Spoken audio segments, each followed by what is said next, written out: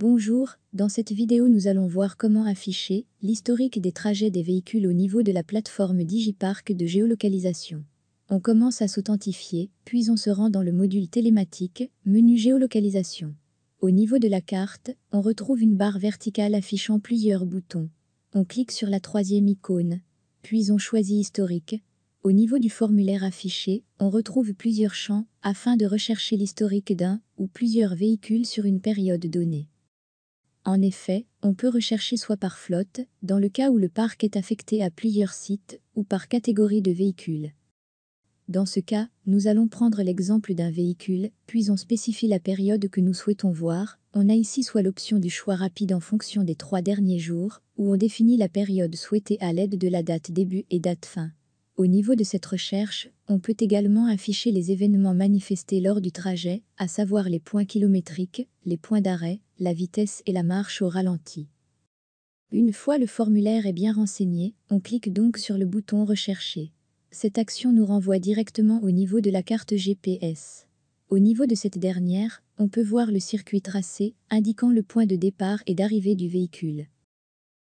En ouvrant le menu à gauche, on a Récap qui permet de remonter toutes les données correspondantes au véhicule, ainsi que le trajet recherché, notamment les informations relatives à l'heure de départ et celles d'arrivée, l'adresse, la distance parcourue et d'autres données télématiques liées au temps de conduite, la durée d'arrêt, le kilométrage et plus encore.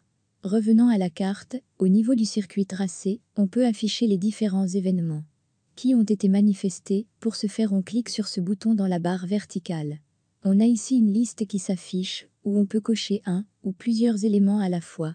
On a la possibilité de visualiser les points d'intérêt et les zones d'opération dans le cas où elles sont paramétrées au préalable dans la plateforme.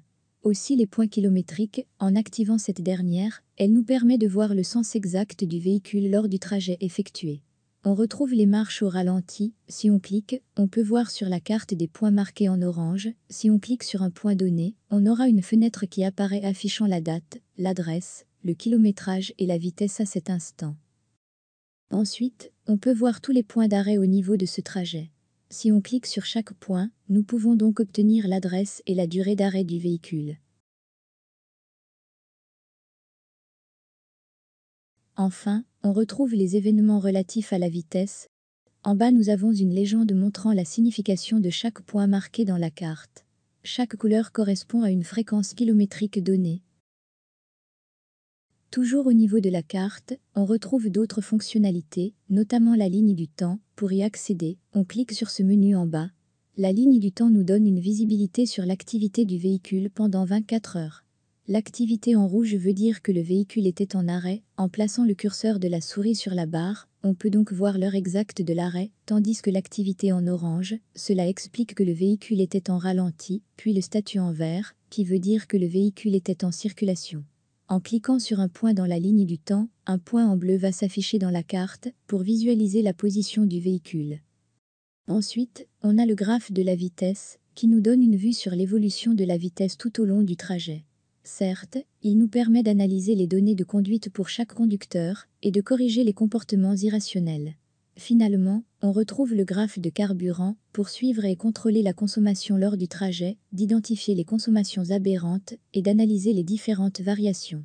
Cependant, on retrouve sur Digiparc d'autres volets détaillés sur le carburant, à savoir le rapport de consommation totale, la consommation moyenne, les événements de ravitaillement de carburant et plus encore.